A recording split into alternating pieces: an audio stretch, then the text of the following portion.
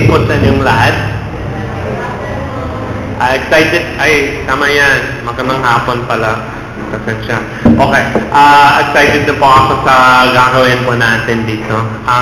Di ba, natapos po natin ang chapter 1 to 5, tapos kanina ang 7 and 8. So, tapos, parang babalik na po tayo sa chapter 6. Matatapos po natin ang buong section, yung unang section ay yung patungkol sa mga history, ang ginawa ng Panginoon noon, nangyari dati. Thank you po. Nangyari, or ginawa niya para sa mga servants niya, mga tagapaglingkod niya. Dito po sa chapter 6, para sa ni Pastor, para sa atin, ito pong story, napakaganda. Actually, isa sa mga paborito ng mga bata, di ba? Ang story patungkol sa lion. Di makikita po natin dito, kahit magandang pakbo ng story, interesting sa atin dito, may point talaga siya. May theology siya. Ibig kong sabihin ng theology, parang may theological na truth or may truth, katotohanan para sa ating kabuhayan, para makukuha natin ang instruction ng Panginoon dito. Okay, so, atawagin ko na po kung pwede si Pastor para basahin ang chapter 6. Sana ma-enjoy po natin ang story na ito. At tapos may mga tanong po tayo dito po sa story. Basahin natin ito, tayong lahat. Subaybayan po ninyo, kahit na English kayo, Tagalog ang binabasa nyo, habang binabasa ko po ito. So ito po isang kwento. Simulan ko po sa talata 1 ng Daniel, chapter 6. Minagaling ni Dario na maglagay sa kaharian ng 120 satrapa na doroon sa buong kaharian. At sa kanila'y 3 pangulo na si Daniel ay isa, upang ang mga satrapang ito ay magbigay alam sa kanila at upang ang hari ay huwag magkaroon ng kapanganiban. Na magkagayoy ang Daniel na ito ay nagtanggi sa mga pangulo at sa mga satrapa, sapagkat isang marilag na espiritu ay nasa kanya, at inisip ng hari na ilagay siya sa buong kaharian. Nang kagayoy ang mga pangulo at ang mga satrapa ay nagsihanap ng maisusumbong laban kay Daniel tungkol sa kaharian. Ngunit hindi sila makasumpong ng anumang kadahilanan ni kakulangan man. Palibasa'y tapat siya, walang anumang kamalian na kakulangan masumpungan sa kanya. Nang magkagayoy sinabi ng mga lalaking ito, hindi tayo makakasumpong ng anumang maisusumbong laban sa Daniel na ito, liban sa tayo'y makasumpong laban sa kanya ng tungkol sa kautusan ng kanyang Diyos. Na magkagayoy ang mga pangulo at mga satrapang ito ay nagpisan sa hari at nagsabi ng ganito, sa kanya, Haring Dario, mabuhay ka magpakilanman. Ang lahat ng pangulo ng kaharian, ang mga kinatawan at mga satrapa, ang mga kasangguni at ang mga gobernador ay nagsanggunian upang magtatag ng isang palatuntunang hari sa kaharian at upang maglagda ng isang pasyang mahigpit na sino mang humingi ng isang kahilingan sa kanino mang Diyos o sa tao sa loob ng 30 araw, liban sa iyo, o hari, ihahagis sa yungib ng mga leon. Ngayon, o hari, papagtibayin mo ang pasya at lagdaan mo ng iyong pangalan ang kasulatan upang huwag magbago ayon sa kautusan ng mga taga-Media at ng mga taga-Persia na hindi nagbabago. Kaya't ang kasulatan at ang pasya ay nilagdaan ng pangalan ng Haring Dario. At nang malaman ni Daniel na ang kasulatan ay nilagdaan ng pangalan, siya'y pumasok sa kanyang bahay. Ang kanyang mga dungawan ay bukas sa dakong Jerusalem. At siya'y lumuhod ng kanyang mga tuhod na may 3 isang araw at dumalangin at nagpasalamat sa harap ng kanyang Diyos gaya ng kanyang dating ginagawa.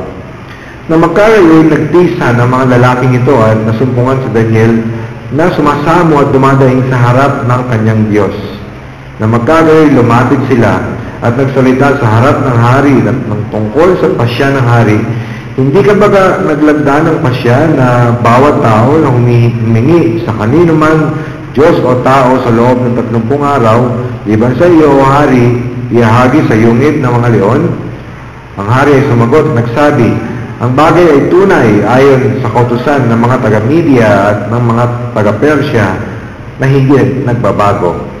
Na magkakaroon nagsisagot sila at nagsipagsabi sa harap ng hari, ang Daniel na yaon na sa mga anak ng ibang bihag sa Huda, hindi ka pinakukundanganan o hari o ang pasya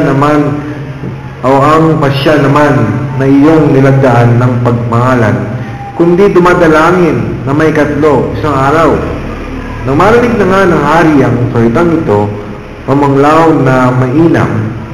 Ito ay namanglaw na mainam at inilagak ang kanyang puso kay Daniel upang iligtas siya. At kanyang pinagsikapan hanggang sa paglubog ng araw na iligtas siya. Na magkagayon nagpisa ng mga lalaking ito sa hari at nagsabi sa hari, talastasin mo, o hari, na isang kautusan ng mga taga-Media at ng mga taga-Persya na walang pasya o palatuntunan man na pinagtibay ng hari na mababago. Na magkagayon nagutos ang hari at kanyang dinala si Daniel at inihagis siya sa yungib ng mga leon. Ang hari nga ay nagsalita at sabi kay Daniel, ang iyong Diyos na pinaglilingkuran mong palagi ay siyang magliligtas sa iyo.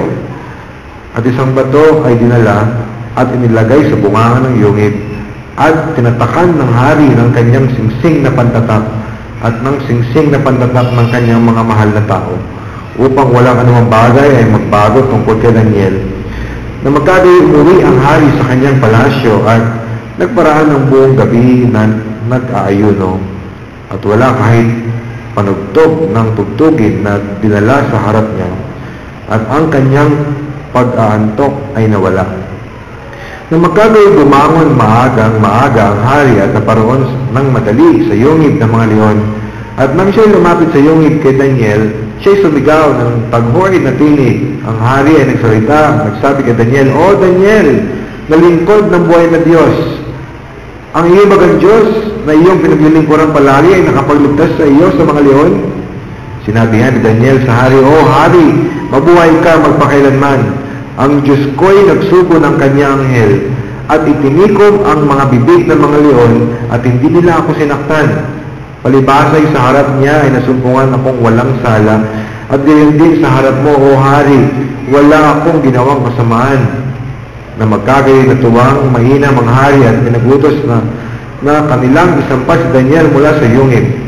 Sa gayon isinampas si Daniel mula sa yungib at walang anumang sugat na sumpungan sa kanya sapagkat siya'y tumiwala sa kanyang Diyos. At ang hari ay nagutos at kanilang dinala ang mga lalaking yaon na nagsumbong laban kay Daniel at sila inihagis nila sa yungib ng mga leon. Sila ang kanilang mga anak at ang kanilang mga asawa. At ang leon ay nanaig sa kanila at pinagwaray-waray ang kalahat ng kanilang buto bago sila dumating sa kaloob-looban ng yungib. Nang magkagayon sumulat ang Haring Dario sa lahat ng mga bayan, bansa at wika na tumatahan sa buong lupa, kapayapaan managana sa inyo. Ako'y nagpasya na sa lahat ng sakop ng aking kaharian ay magsipanginig at mangatakot ang mga tao sa harap ng Diyos ni Daniel, sapagkat siya ang buhay na Diyos at ang mamalagi magpakilanman, at ang kanyang kaharian ay hindi magigiba, at ang kanyang kapangyarihan ay magiging hanggang sa wakas. Siya'y nagliligtas at nagpapalaya, at siya'y gumagawa ng mga tanda at mga kababalagan sa langit at sa lupa, na siyang nagligtas kay Daniel mula sa kapangyarihan ng mga leon. Gayon guminhawa ang Daniel na ito sa paghahari ni Dario at sa paghahari ni Ciro na taga-Persya. Nagpalain po ng Panginoon ang pagbabasa sa kanyang salita. Sige po, maaari na po tayong umupo.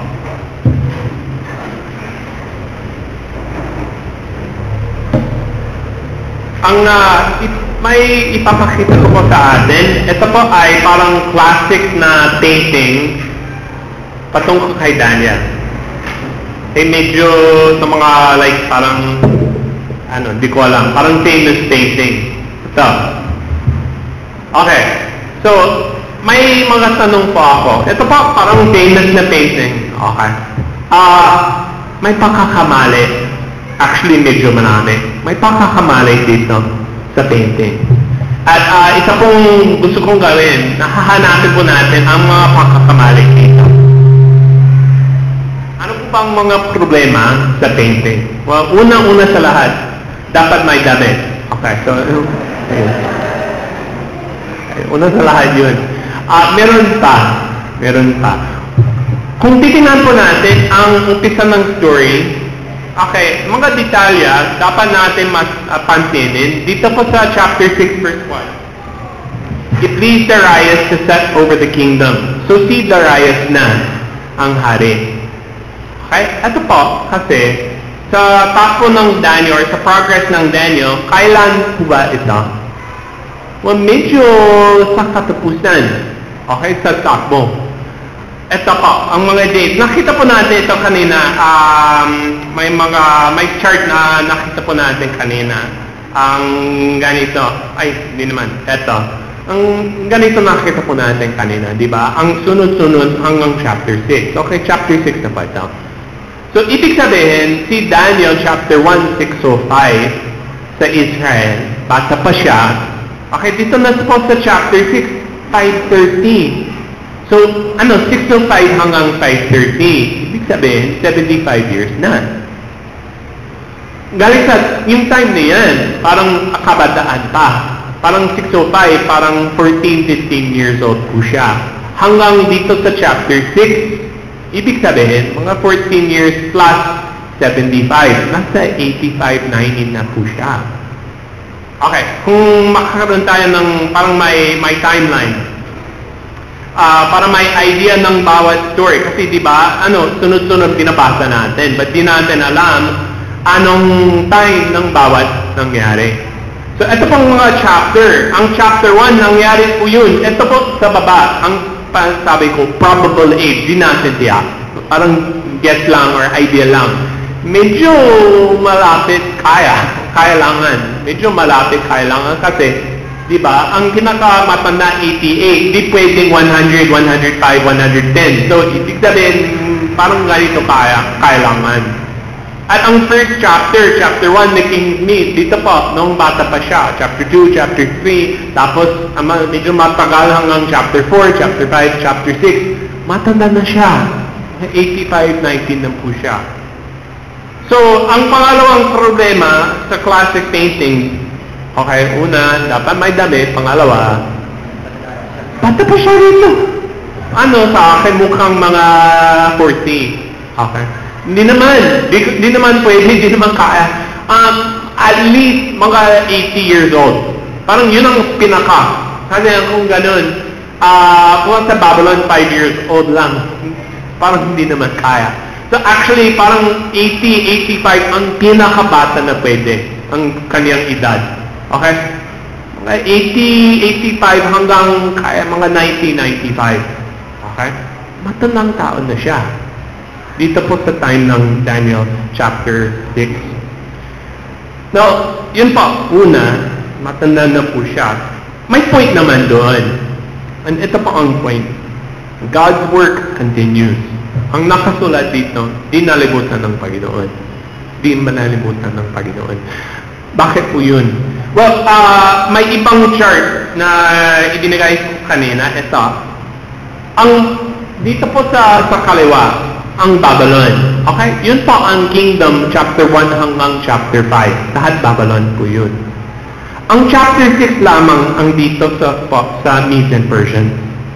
So, ibig sabihin, chapter 1 ang makikita po natin doon, chapter 2, chapter 3, chapter 4, chapter 5, lahat sa Babylon. Ito po, ay bago na. Yung dahilan bakit dito po sa chapter 6 verse 1, si Darius, bagong kingdom na. Ay ibig sabihin, wala na ang paghahari ng Babylon or ang kaharian ng Babylon, wala na. May kapalit na ang Medes and Persians. At kung titingnan po natin ang mga ibang chapter, kahit yung mga ibang chapter, yun. Ibang chapter, si Caroline sa taxi kanina.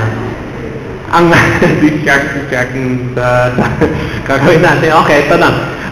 Ang nangyari dito po sa mga kwento, chapter 1 hanggang chapter 5, ibig sabihin nito, protagonist, ibig sabihin hero. Ano po bang focus ng bawat chapter?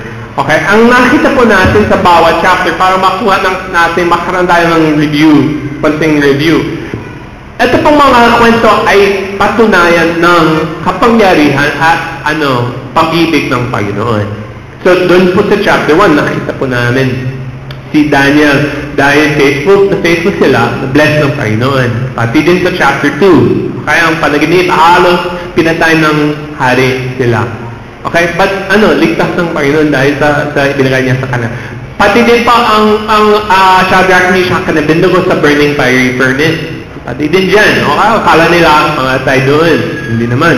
Sa chapter 4, ang ginawa ng Panginoon para sa kanya, para na-bless din si Daniel sa pagkaharian pagkahari ni Nebuchadnezzar. Pati din sa chapter 5, kahit ang kingdom ni Belshazzar wala, si Daniel nabuhay pa.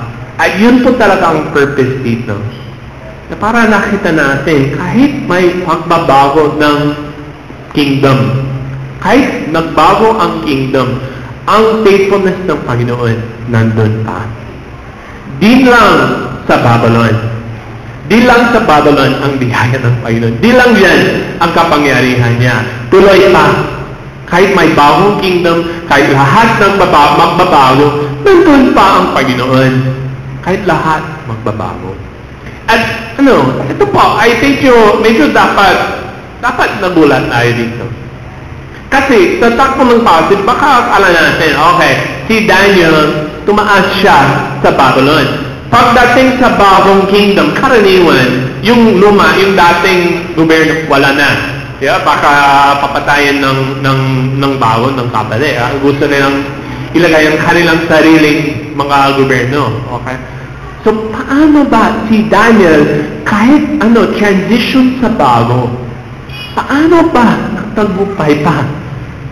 Di naman lang kasi karaniwang ang kaisma natin, ang galing na kasi ni Daniel, or faithful na faithful siya. Ay, yun karaniwang kaisma. Siguro di naman mali. But di naman ang purpose ng chapter. Di purpose ng chapter dahil siya'y faithful, nagtagumpay siya. Hindi yun. Ang purpose ng chapter dahil sa sovereignty ng Panginoon. Kung gusto niyang itaas ang isang tao, di naman depende kay Daniel yun. Ginawa ng Panginoon. Di ba? Ang sabi doon sa chapter 4, kung gusto niyang ilagay ng bagong gobyerno sa position, bagong king, alis ang iba, madali lang sa kanya. Di ba yung mga chess pieces natin? Madaling alisin, madaling ilagay ng bago. Ganun din kay Daniel. So, sovereignty ng Panginoon talaga ito. At kung titignan natin mga passages or yung sa progress ng book, makikita po natin, actually, mayroong pattern sa bawat chapter. Okay? Galing sa chapter 1. Chapter 1, dahil sa blessing ng Panginoon, doon sa chapter 1 verse 17, God gave them learning and skill in all literature and wisdom. So, ang ginawa ng Panginoon, ng hari sa verse 19, nung kinuusap niya sila, therefore, sabi sa verse 19, they stood before the king. Ibig sabihin, naging mga counselors niya.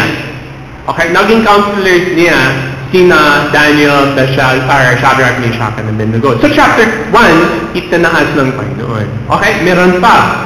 Sa chapter 2, pagkatapos na, dahil sa panaginip ng hari, kaya ang tanong diyan, baka papatayin niya sila. Hindi naman. Ang nangyari doon, itinaas ulit.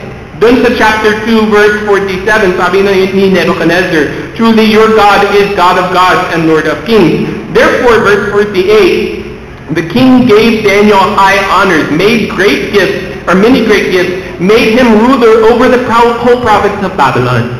So parang itinaas ulit ng Panginoon sila. Ay, dapat natin sabihin yun. Hindi naman itinaas ni Nebuchadnezzar, itinaas ng Panginoon. Meron pa sa chapter 3, dahil sa fiery furnace, dahil faithful sila, sabi ni Nebuchadnezzar sa katapusan, blessed be the God of Shadrach, Meshach, and Abednego. Therefore, I make a decree. Ang bawat tao sa pagkahari niya, or kaharian niya, kailangan, di pwedeng speak against the God of Shadrach, Meshach, and Abednego. Tapos sa verse 30, the king promoted Shadrach, Meshach, and Abednego in the province of Babylon. Okay? Pati din sa chapter 4, kahit doon. Chapter 4, parang ang sabi ni Nebuchadnezzar, I know the spirit of the holy gods is in you. So parang nagpatotoo si Nebuchadnezzar. Sa chapter 5, meron pa. Belshazzar gave the command. Daniel was clothed with purple. Chain of gold was put around his neck. A proclamation was made about him that he should be the third ruler in the kingdom. So ang bawat chapter ganito, tinataas ng Panginoon sila. At bakit yun? May purpose kasi siya. Makikita po natin mamaya. May purpose kasi siya para sa kanila. Pati din po, dito sa chapter 6, unahan ng chapter 6, unang part, sabi, it pleased Darius, at si Daniel ay magiging verse 3, distinguished sa mga iba, the king planned to set over him the whole kingdom. So, ibig sabihin, una sa lahat, ang sabi natin dito, hindi nalimutan ng Panginoon. Kahit magbabago ang kingdom, kahit iba pa man, hindi nalimutan ng Panginoon. Now, meron pa. Dito po kung titingnan po natin ang chapter, siyempre, ang purpose ng mga counselors labang kay Daniel, yung mga enemies niya, parang ganun. Dito po sa chapter, ano ba ang purpose nila? Well, una, siyempre, na parang na-jealous sila sa kanya. Siyempre. Na-jealous sila kay Daniel. Na-jealous kasi siya ay mas pinakamataas. But di lang yun. Kung titignan mo po natin ang mga detalye sa sinabi nila, halimbawa, dun sa verse 13, sabi nila kay Darius, sabi nila, O King, Daniel who is one of the exiles from Judah. Ang Daniel yun na isa sa mga bihag mula sa Judah. Okay? Nakita po natin noon sa chapter 3, meron din doon. Bakit yun? Bakit kailangan nilang mabanggit patok sa kanyang, yung kanyang bansa? Bakit yun? Siya ay 80 years, 95 years na. Ibig sabihin, mas matagal na po siya tumira sa Babylon kasi sa mga iba. Kahit isang tao, taga doon talaga. Si Daniel mas matagal. Or kahit Median Persian talaga sila. Si Daniel mas matagal na sa Babylon kahit sa lahat. Ay, 95 siya eh.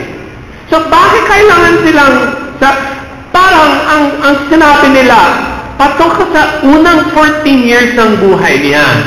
Okay, pakita sa 75 years pa. So, bakit importante yun? At ang dahilan po dyan kasi, merong discussion or merong parang conflict dito po sa buong chapter patungkol sa kanyang pananampalataya.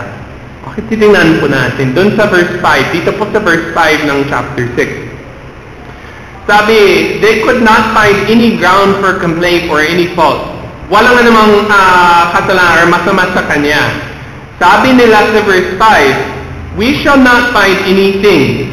Hindi tayo makakatakbo ng anumang batayan na maisusumbong laban sa Daniel na ito. Malibang ito ay ating pagtapuan na may kinalaman sa kautusan ng kanyang Diyos. So, parang may reputation talaga siya. Pati din sa verse 16. Sa verse 16, nung narinig ni Nebuchadnezzar, or ni Darius, kaya sabi dito sa verse 16, may your God whom you serve continually deliver you. Ibig sabihin, si Darius, pati din siya, alam niya. Alam niya patungkol sa pananampalataya ni Daniel. Meron pa, sa verse 20, pagkatapos ng lahat, pag lumapit si Darius kay Daniel, siya ay tumigaw sa verse 20, O Daniel, servant of the living God, has your God whom you serve continually been able to deliver you? So, ang bawat place dito, alam ng lahat patungkol sa pananampalataya ni Daniel. At ang issue dito ay hindi lamang kasi taga saan siya. Meron pa. Ang tanong natin dito, alam ba ng Diyos ang kalagayan ni Daniel ay i-deliver or ililigtas ba ang kanyang tagapaglingkod sa kanya? Yun ang tanong ng chapter. Now, may tanong din po ako. Dito po sa chapter, okay? Ito po medyo challenging sa atin. Kung makapansin na, or papansinin natin, sa verse 10, when Daniel knew that the document had been signed, he went to his house where he had windows in his upper chamber open toward Jerusalem. He got down on his knees 3 times a day and prayed and gave thanks before his God as he had done previously. So parang ganitong picture na sa harapan ng bintana, nanalangin siya kahit ipinabawal ng hari. Okay, tanong ko. Kung, wag sana, magkaroon tayo sa isang place, ang parang bagong law, di mo pwedeng magsimba. Or di ka pwedeng manalangin. Okay? Kailangan po bang manalangin sa harapan ng bintana? Kailangan ba? O kailangan ba natin magsimba doon sa kalsada? Kailangan ba? Halimbawa, si Jesus mismo, sabi niya, when you pray, pray in your private place, sa closet mo. Sabi ni Jesus. Okay? So, siya mismo sabi, bakit kailangan ni Daniel manalangin sa harapan ng bintana? Okay, mas parang sa bintana sa wifi, mas malakas ang signal doon. Pati din dito, bakit tatlong beses kailangan manalangin? Bakit kailangan manalangin, patungkol sa Jerusalem? Dito po, nang malaman ni Daniel, kanyang bahay ng bintana ay bukas paharap sa Jerusalem. Pero parang, okay, may compass. Saan bang Jerusalem? Okay. Yun, okay. So, ganun ba tayo? Nung kami ni Mrs. punta sa Middle East, ay doon sa hotel, may pointer sila. Okay, mukhang maganda lang siya. Parang unang, ano yan? Para saan ba yan? Tinitingnan namin, ayun pala. Sa bawat hotel room or bawat place, may pointer sila para malaman nyo saan ang Mecca. Kasi kailangan, okay, kung nandun ang Mecca, kailangan kong manalangin. Okay? Yun ang practice nila. Ganun ba tayo? Si Daniel kailangan, okay, di naman marinig ang Panginoon. Kung nandun ang Jerusalem, ganito ang manalangin, di niya marinig. Di naman, dito to. So bakit kailangan niyang ganito? Well, actually, may magandang dahilan. At kung titingnan natin ang mga passages, makikita natin, hindi requirement talaga ito. But may mga passages sa Old Testament at si Daniel na parang sobrang masipag or parang sobrang concerned siya na eksakto ang gagawin niya. Kahit di naman requirement, ito po ang ginagawa niya. Una po, ang Psalm 28 verse 2. Ang sabing, hear the voice of my pleas for mercy when I cry for your help, when I lift up my hands toward your most holy sanctuary. Parang naisipan ni Daniel, kahit hindi naman requirement, gagawin, kahit sobrang, gagawin po. Psalm 138:2, I bow down toward your holy temple, and I give thanks to your name. Or meron pa, Psalm 55 verse 17, evening, morning, and at noon. Ibig sabihin, 3 beses, manalangin ako. Parang higit sa lahat, bubuksan po sana natin ang ating Biblia sa 1 Kings chapter 8. 1 Kings chapter 8. Ang context ng passage na ito ay noong ipinatayo ni Solomon ang bagong templo. So dito po sa 1 Kings chapter 8, parang ito po ang panalangin niya, ang dedication ng temple. At ang panalangin niya sa harapan ng lahat, may mga iba-ibang concern niya. Parang sinasabi, kung mawala ang pananampalataya ng tao nito, ang judgment ng Panginoon sa kanila. Or iba pa pong mga gagawin ng Panginoon sa kanila kung mawala ang kanilang faithfulness sa Kanya. Kay 1 Kings chapter 8, siguro umpisa pa tayo sa verse 46. Sabi, kung sila ay nakasala laban sa iyo, saka walang taong hindi nakakasala. At ikaw ay nagalit sa kanila, ibigay mo sila sa kaaway. So that, ang resulta, ano pa sila daling bihag sa lupain ng kawaway sa malayo man o malapit. Kailan mo pa nangyari yun? Nangyari ba ito? Sa buhay ni Daniel. Dahil sa kanilang kasalanan, di ba? Ang nakita po natin kanina, dito po sa chapter 605 BC, ang nangyari sa kanila, chapter 1, sila'y laban or sila'y talo sa kaaway. So, actually, exactong-exacto, nangyari yun sa buhay ni Daniel. They are carried away off to the land of the enemy, far off or near. So verse 47, yet if they turn their heart in the land in which they have been carried captive, sino ba yun? Si Daniel yun. And repent and plead with you in the land of their captors, saying, we have sinned and acted perversely and wickedly. Verse 48, kung sila'y magsisi ng buong puso nila at ng buong kaluluwa nila sa lupain ng kanilang mga kaaway. Ito talagang buhay ni Daniel. At dahil nito, they pray to you towards their land, which you gave to their fathers, the city that you have chosen, the house that I have built for your name.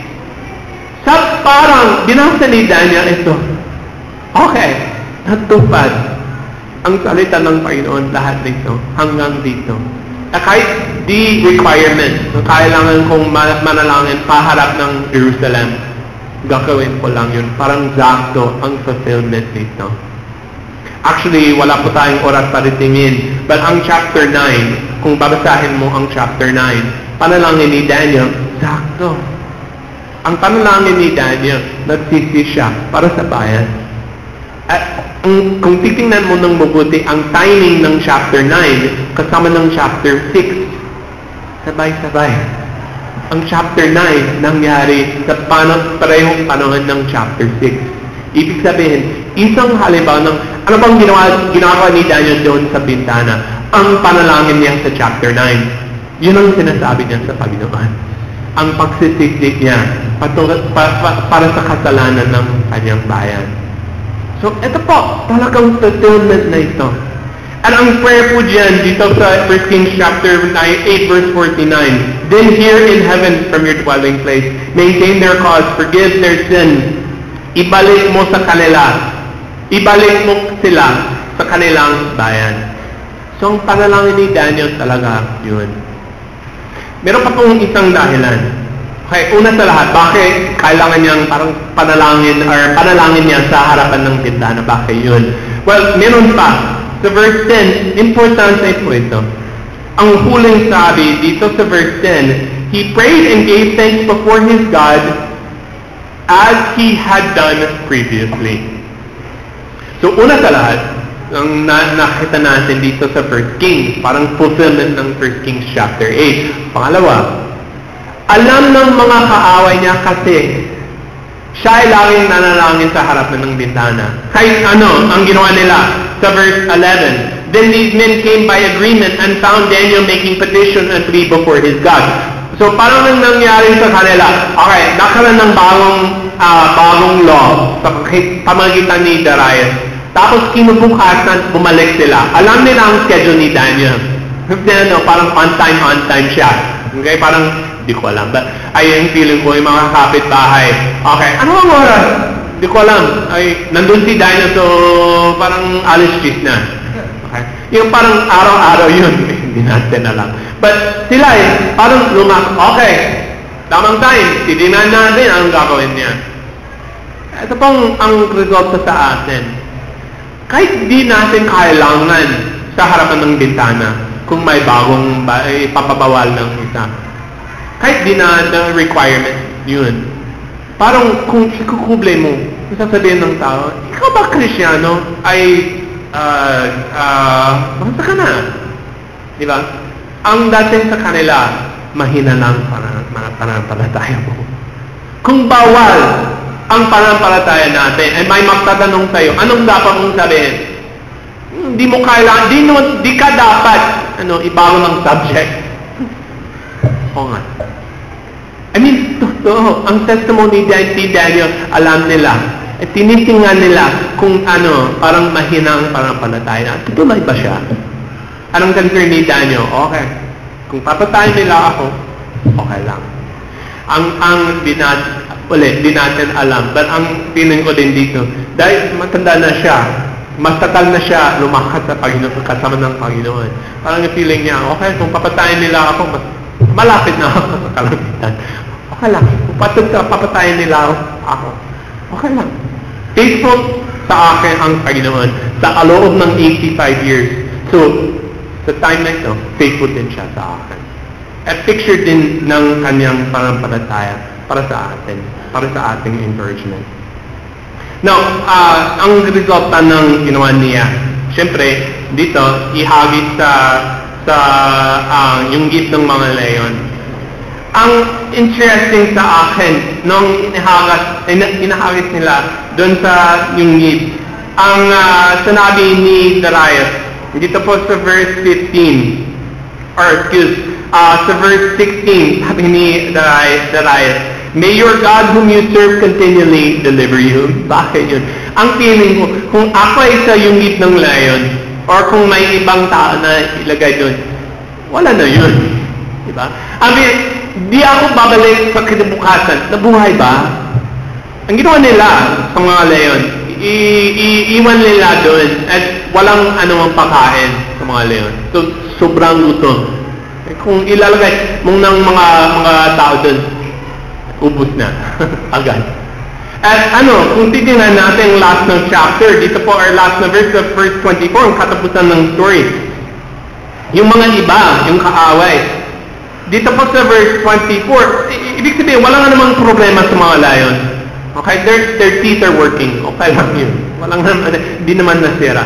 Kasi dito po sa verse 24, nung kanilang hinuli at sila ay inahakis yung hip ng mga lion, ang kanilang pamilya, lahat, hindi pa man sila umabot sa ibaba ng yung hip. Like, wala na. Di naman, kahit sa floor, di naman hawakan, hinawak. Wala. So, walang problema sa mga lion. Ang feeling parang footnote lang po dito kasi baka disturb po sa utak. Ang feeling natin, di naman tama yun. Di matawid. Kanilang mga asawa, kanilang mga anak, kahit baby din. O nga. Dito chapter, hindi ito kalooban ng Panginoon. Parang record lang ito. Itong ginawa ni Darius. Makasalanan siya eh. So, di kasi itong kalooban ng Panginoon is nangyari lang, record lang. Okay? Sila lahat. So, di ko kailangan i-descend ang ginawa ni Darius. Ito lang ginawa niya. But, tiyak naman, walang problema sa mga lion. Okay? Gutom talaga sila. So, ang encouragement po dyan, ang nangyari kay Daniel, dito po, ang sabi ni Cyrus, habang lumalapit doon, ang salita ng Darius, ang sinabi niya, O Daniel, verse 19, "Servant of the living God, has your God whom you serve continually been able to deliver you from the lion?" Parang may isipan, or iniisip ni Darius, baka mabubuhay pa ito. Sa akin, kung may isang ihagis sa gate, wala na. Yung feeling ko, hindi ako babalik para makita ang kanilang, wala doon. Okay? Wala na talaga. Ayokong sabihin, or makita ang kanilang dugo. Ayokong bumalik. Si Darius, kinabukasan, bumalik siya. Nabuhay ka pa? Nabuhay ka? Wala na yun. Diba? Pati din si Daniel, ang response niya. Verse 21, "O King, live forever." Ang idea mo doon. Kung ako ay sa yung given ng mga lion, ano bang sasabihin ko? Kunin mo ako! Parang panik ako. At kay Daniel, parang palay, "Ay, magandang umaga po."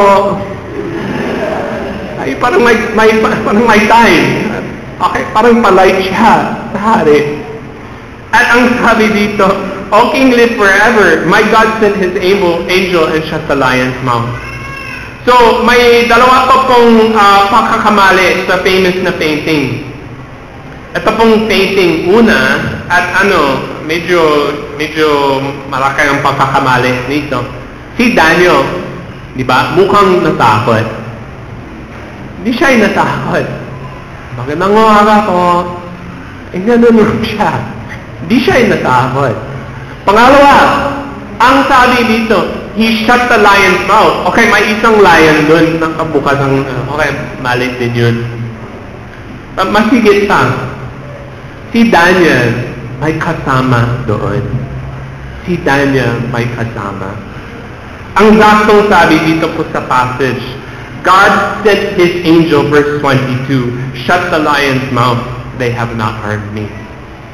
Kung babalik tayo sa isip, dun sa chapter 3, ang fiery furnace, okay, isa sa mga point doon, isinugo ng Panginoon ang kanyang anghel. Di natin alam, ayon sa mga grammars ng passage, di natin alam kung anghel lang yun, or baka siguro pwede ang the angel of the Lord. Kung the angel of the Lord, si Jesus mismo yun. At sa mga commentator or interpreter, parang mas marami ang feeling na angel of the Lord talaga yun. Okay, Daniel chapter 7, tsaka Daniel chapter 10. May mga ganitong language. Okay, patong ko kay Jesu Cristo. Kung totoo nga yun, kung totoo yun, kahit dito din, na di natin alam, siguro si Jesus mismo ito. Ang alam lang natin, si Daniel, di siya lang doon. Di lang siya, may kasama po siya. At isa sa mga detalye dito, isinugo ng Panginoon. Kung gusto ng Panginoon patayin ng mga layon, madali lang, malita lang, patay na. Bakit kailangan, or bakit gusto niyang isugo ng kanyang anghel? May kasama kasi si Daniel, kahit doon sa Yungib.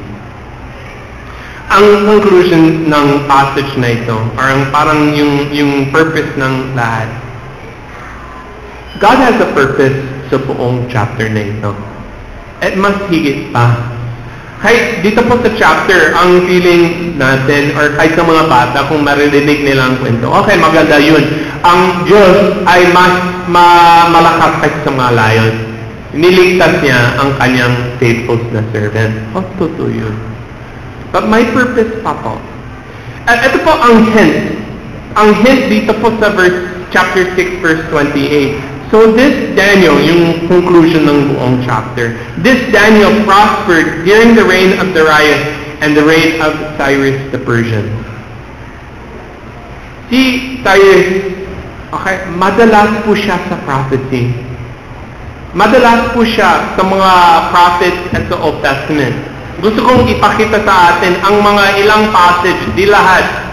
But ang ilang mga passage dito po sa Biblia patungkol kay Cyrus. Okay, una po, titingnan po natin ang Isaiah chapter 44. Isaiah chapter 44.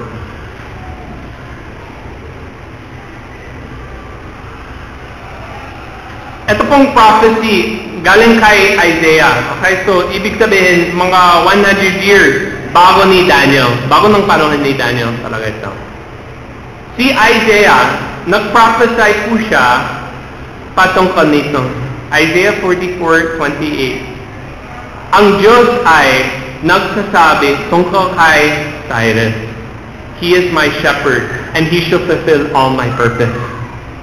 Ibig sabihin, gagamitin ng Panginoon si Cyrus. Saying of Jerusalem, she shall be built, and of the temple, your foundation shall be laid. Pati din 45 verse 1, Thus says the Lord, ganito ang sabi ng Panginoon sa kanyang pinahiran ng langit, kay Cyrus, whose right hand I have grasped to subdue nations before him, to loose the belt of kings, to open the door before him, the gates may not be closed. I will give you the treasures of darkness, for the sake of my servant Jacob, verse 4, and my Israel, my chosen, I call you by your name. I name you, though you do not know me. Hindi pa siya ipinanganak sa time na ito. Ang pangalan niya, Cyrus, nakalagay dito sa passage. Pati sa verse 2 Chronicles 36, verse 22. Now in the first year of Cyrus, king of Persia, that the word of the Lord by the mouth of Jeremiah might be fulfilled, the Lord stirred up the spirit of Cyrus, king of Persia, So he made a proclamation throughout his kingdom. Thus says Cyrus, king of Persia, the Lord, Yahweh, the God of heaven, has given me all the kingdoms of the earth. He charged me to build him a house in Jerusalem. At meron pa, marami. Ezra chapter 1, pati din sa book of Nehemiah, ang patungkol kay Cyrus at ang kanyang, ginawa niya para sa kalawahatian ng Panginoon. Ang huling sabi dito, during the reign of Darius and the reign of Cyrus the Persian. Ito pong sabi ay parang reminder sa atin na ihinahanda ng Panginoon ang kanyang prophecy para matupad ang mga prophecy na ito sa pamamagitan ni Daniel. At nakita natin ito noon sa chapter 1, di ba? Ang huling sabi doon sa chapter 1, until the reign of Cyrus the Persian. Kung ikaw ay Jew, ang pabasa ito, si Cyrus pala, siya pala ang magbabalik ng aming bayan sa place namin. Siya sa prophecy hanggang sa time ni Cyrus. Di natin alam, di natin tiyak. May marami pong discussion pasok kay Darius, sino ba siya? Okay, kasi sa archaeology, walang record ng Cyrus. Okay? Isa sa mga possibility, baka si Darius sabi ko, walang namang record ng kay Darius. Sa archaeology, may isang possibility si Darius at si Cyrus, isang tao lang yun. Ang Darius siguro parang pharaoh or si presidente. Parang yun, title lang yun, siguro. Di natin tiyak. But isang possibility dyan, si Darius ay Cyrus. Kung ganun, ang huling sabi dito, pwede talaga sa translation nito, pwedeng talagang i-translate, he prospered during the reign of Darius, even Cyrus the Persian.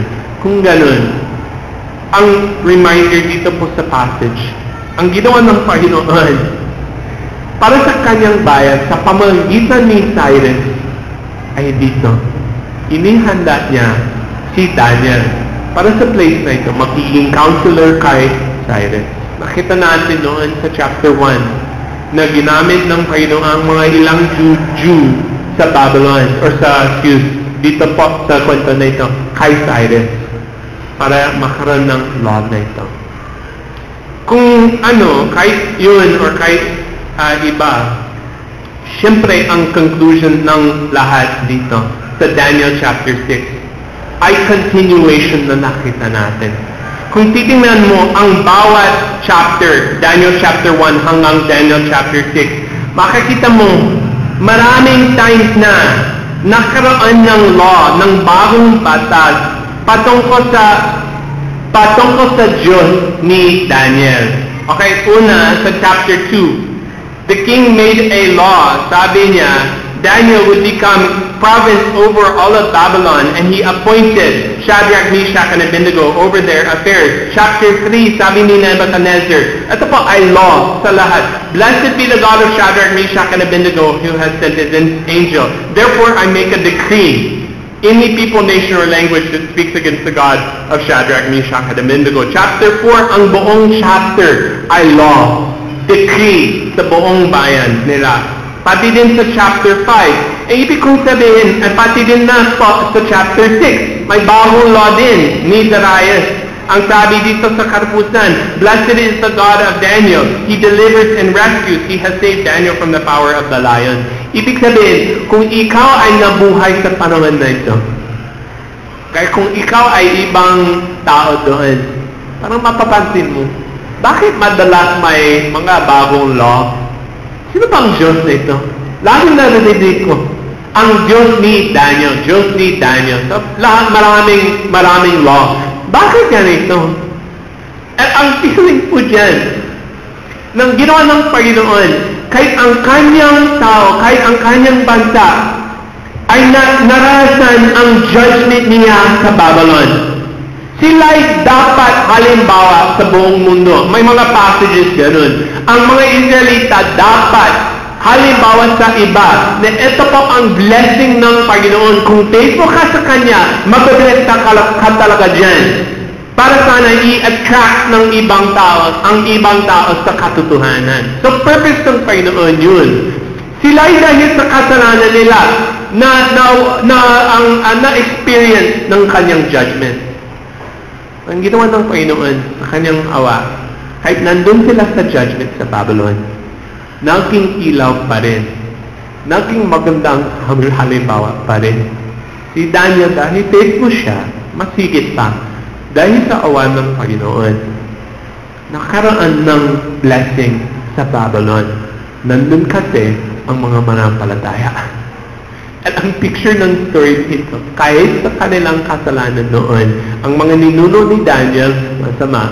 Si Daniel kasi faithful, masigit pa dahil faithful ang ating Panginoon. Ang testimony nila, nakaroon ng maraming apekto sa tao.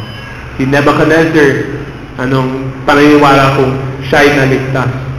Ang sabi ni Darius dito, di natin alam ano pang paniniwala niya. But parang narinig or parang naiintindahan niya, iba ang Diyos ni Daniel. Kasi lumapit doon sa yungib ng mga lain, nabuhay ka pa! Bakit? Si Darius, or siguro Cyrus, parang nakaroon din ang idea. At marami po ang testimony sa mga iba dahil sa faithfulness ng Panginoon sa pamamagitan nila. Kung babalik po tayo dito sa picture, ang picture nito, we agree, sumangayon tayo. Ito pong picture ay mali talaga. Okay? Ang pinaka-totoo dito ay yung doon sa corner. Di nalimutan ng Panginoon. At yun po ang lesson ng chapter 6. Kahit si Daniel, matanda na. Sa loob ng buong buhay niya, hanggang 90 years na siya, ang ginawa ng Panginoon sa pamagitan niya, hindi nalimutan ng Panginoon, may purpose pa rin siya para kay Daniel, para gamitin siya. Ito po ang tanong sa atin. Ano bang purpose ng Panginoon sa pamamagitan niyo? Sa pamamagitan ng buhay natin, hindi natin alam ang purpose niya. Alam lang natin, dapat tayo maging useful sa Kanya. At kasi si Daniel, faithful ang katapusan sa biyaya ng Panginoon. Ginamit ng Panginoon dito. Hindi nalimutan ng Panginoon. Kung hindi si Daniel, may iba. Gagamitin ng iba. Ang feeling natin dapat, Panginoon, gamitin mo ako. May maraming choices ka. Kahit sino man, pwede. Sana, pili mo ako. Gamitin mo ako. At kung faithful po tayo, may purpose po siya. Din niya nalimutan tayo. May purpose pa siya. Kung faithful tayo, makikita po natin yun. Okay. Manalangin na po tayo at i-dedicate natin ang ating sarili sa Kanya na sana gagamitin niya tayo. Panginoon Diyos, salamat po sa purpose niyo. At pwedeng mag-rejoice sa ginawa niyo para kay Daniel. Ang magandang halimbawa po dyan. Mas maganda pa po. Pwedeng mag-rejoice. Sana mag-rejoice po kami sa ginawa niyo. Salamat po sa picture na ito na makakita namin ang inyong faithfulness kay Daniel at sa purposes niyo. Ano po, Panginoon, gamitin niyo po kami. Kahit may kasalanan po kami, kahit hindi deserving kami, pakigamitin niyo po kami para sa inyong kalwahatian sa pangalan ni Jesus. Amen.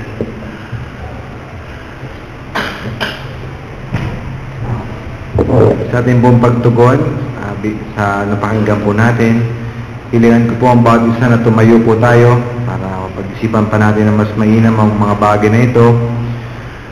Mga kapatid, ano man po ang ating sapitin sa buhay, saan man tayo makarating, gaano man tayo maging matanda man tayo o kabataan, ang Diyos po natin hindi nakakalimot sa Kanya po mga anak.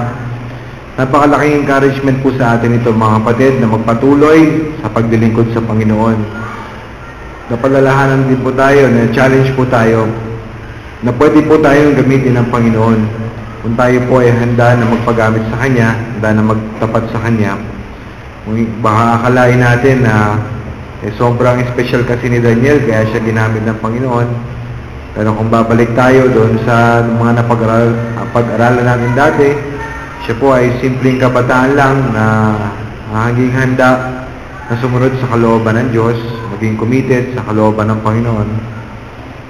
Kaya kahit ikaw, maka-feeling mo na siguro simpleng tao lang ako, hindi ako gagamitin ng Panginoon, marami mas magaling sa akin. Alam mo, hindi totoo yan. Kung magiging willing ka, na isuko ang sarili mo sa Panginoon, magtapat sa Kanyang kalooban, manindigan para sa Kanya, magugulat ka kung anong mga bagay na pwedeng gawin ng Diyos sa pamamagitan mo. Bakit hindi natin ibigay ang ating sarili sa Panginoon ngayong gabi at tayo ay magalak sapagkat ang Diyos natin ay hindi tayo kalilimutan at hindi siya magbabago. Kailan sandali magwawakas tayo sa panalangin.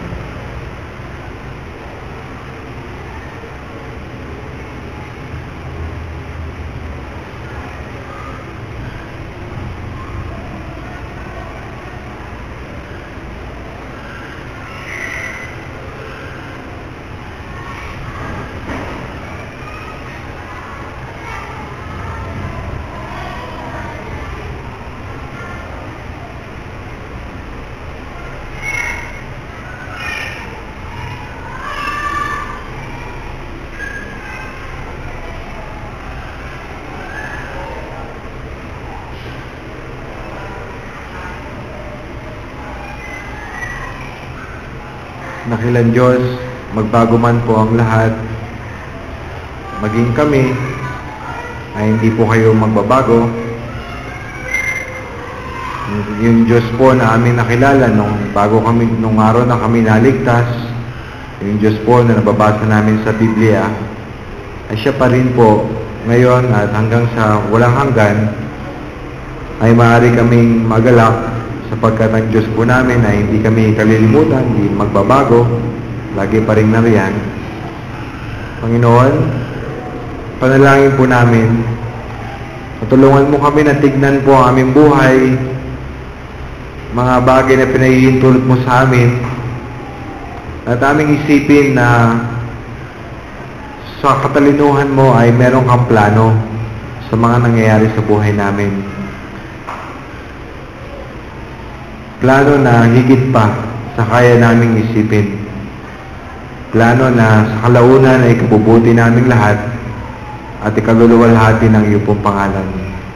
Tulungan po ninyo kami na ipagamit ang aming buhay sa inyo. Tulungan niyo po kami, Panginoon Diyos, na sumunod lang.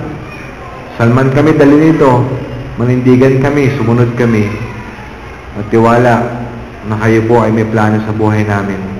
O Panginoon, salamat po sa pribileyo na maging mga instrumento mo.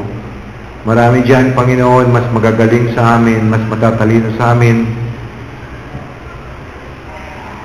Pero salamat po sapagkat pinipili mo pa rin na gamitin po ang mga ordinaryong tao, gaya po namin. Nawa ay maging willing kami na ibigay ang aming buhay sa iyo at magtapat kami sa anumang nais na ipagawa niyo po sa amin. Maraming salamat, Panginoon, sa mga katotohanan namin pong natutunan. Humihingi kami sa iyo ng biyaya, ng kalakasan, upang kami po ay maging tapat sa mga napakinggan namin, upang magawa namin sa buhay namin ang mga desisyon namin pong ginawa mula sa aming pong mga puso. Purihin ka, Panginoon Diyos, sa araw na ito, ikaw po magbalik ng kalakasan ng iyong pong mga anak at tumulong po sa amin na maging tapat sa iyo, na wala po kaming magawa masabi na magiging dahilan upang ang inyong pong pangalan po ay malapastangan. Tulungan niyo po kaming maging mga matapat na saksi para sa Panginoong Hesus. At sa mga pagkakataong ibibigay niyo po sa amin na mag-share ng gospel, bigyan mo kami ng boldness, bigyan mo kami ng pag-ibig sa amin po mga makakausap at karunungan na ibigay po ang iyong mga salita. Salamat po muli, Panginoon. Ang pag-ibig ng Diyos amang sumasalangit at ang biyaya na ating Panginoong Hesukristo